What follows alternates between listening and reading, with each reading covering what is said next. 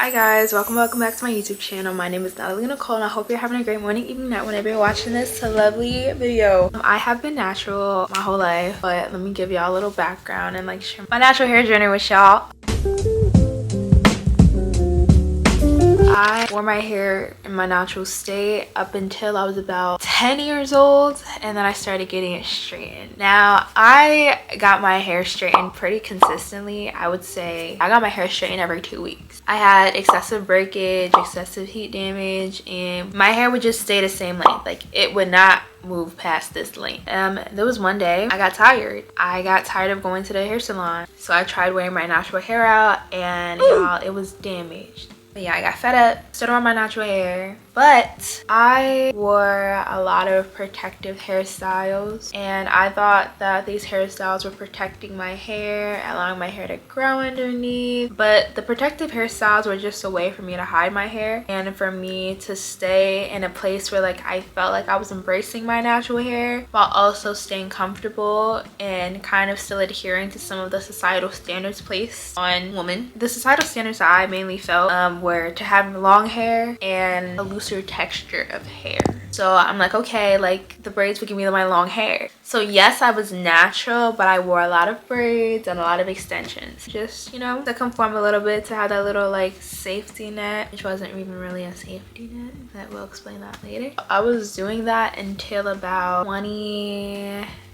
2022-ish. Long story short, I got bob locks and I ended up cutting all my hair off. So I was back to square one, and I only celebrated my natural hair when it was longer. Now I'm here. I don't wear any braids in my hair with extensions. I don't wear any hairstyles with extensions any longer, and I don't think I ever will. I acknowledge that I do have tight forehair. If y'all scroll back to some of my previous videos, I used to have that title 3C4A. I'm not 3C. I have tight forehair, and the hair chart doesn't even matter, but that's for another video on another day. I'm just gonna talk to you guys and give you guys some tips on how to love your natural hair now that you have some background about me and my hair journey. One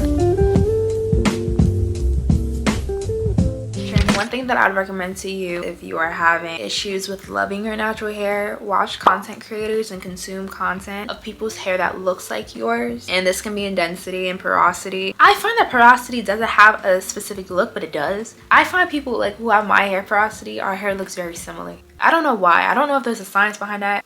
Yeah, so I would watch YouTubers like Set is definitely one of them. I love her content still to this day, but I don't watch her content for like hair inspiration anymore. I watch her content just because I like her content. And there was other YouTubers who have beautiful curly hair, but it just wasn't my hair and it's not how my hair looked. So it kind of set up an unrealistic expectation of what my hair would look like and what my hair would do. And I feel like that is definitely what fueled my disdain for my natural hair. A second thing that I would do is make sure you are not treating your hair rough. I feel like when I first started wearing my natural hair, even up until very recently, like I was not very intentional with how I treated my hair. I would pull, yank, tug. If my hair was not doing what it needed to do, it wouldn't be too cute.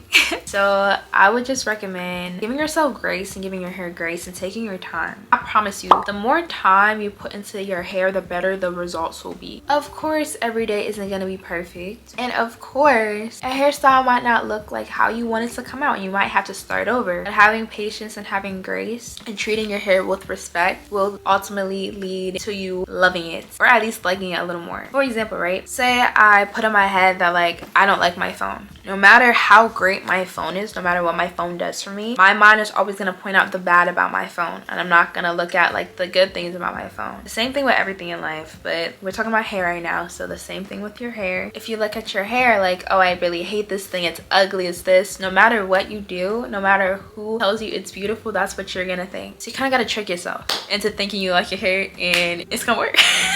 It's definitely gonna work. It worked for me, and now I literally am in love with my hair. Another thing that I'd recommend is just stepping outside of your comfort zone and just see how the world reacts. I'm just saying this because when I started wearing my braids, like it was really hard to stop because I'm like, oh, what if people think this about my hair or think this about me? I had this like really weird fear, maybe not so weird, I'll explore that in a journal. I had this fear that people were gonna perceive me as a boy and then call me a man because like I had like shorter hair. I'm like, what if people mistake me for a boy? One day I went outside with my natural hair, nobody called me a boy, nobody really like batted much of an eye. And I was like, oh, nobody really cares. Of course, you'll have those people who stare at you, who look at you. Maybe a few people who do prove you right and whatever your fear was. But just seeing that, like, the majority of people, like, they don't care. They're just moving on with their day, and you're moving along with your day. Wear your hair out and just see how the world reacts and see if your fears are true. And also keep an open mind, because again, if you're looking for those fears everywhere, you're gonna think when someone looks at you, they're thinking, oh, your hair's so ugly. Whole time they could be thinking, oh, I really like their hair. So, but I would recommend just exposing yourself to situations that make you a little uncomfortable, just to see, just assess how you feel, and then assess why you're feeling what you feel. My main reason for not like wanting to wear like my natural short hair out was because like I thought people were gonna think I looked like a boy. But assess your reasoning. And if you don't know your reasoning, go outside with your natural hair, and the thoughts that keep repeating in your mind, like what if, what if, what if, or like when you look in the mirror, like the first thing that you think, that's typically what you're fearing about your natural hair, or something that like you might not enjoy right now about your natural hair. This kind of goes with the first tip that I have for you guys, but make a Pinterest board of very cute hairstyles that you see with people who have hair texture like you, and you'll start to see, oh shoot, like I do like this hair, like it does look pretty. I quite literally have a whole Pinterest board of like natural hairstyles, but in all honesty, it's just natural hair that looks like mine that I think is beautiful. Like, look at all these lovely people. Oh wait, that's me. Yes, I added myself to my own Pinterest because I'm like beer, you know? So you can also add yourself to your own Pinterest board. Make your own Pinterest board celebrating your hair. Take aesthetic pictures of your hair and just like embrace how beautiful your hair is. I feel like it'll make you love it more. It made me love my hair more. Again, I can't speak for y'all, but these are things that I've actually done that have worked and have actually helped me along my natural hair journey. I still have some ways to go when it comes to my self-love journey, but I feel like I've gotten pretty far. I wear my natural hair every day in public.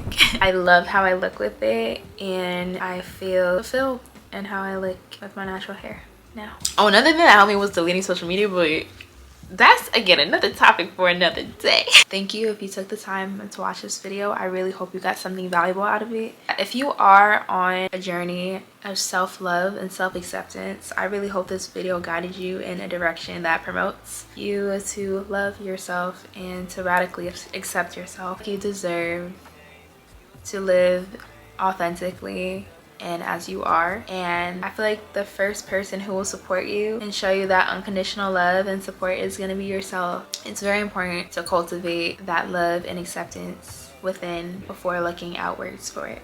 So however your natural looks, I wish you luck along your journey. Okay guys, I love you guys.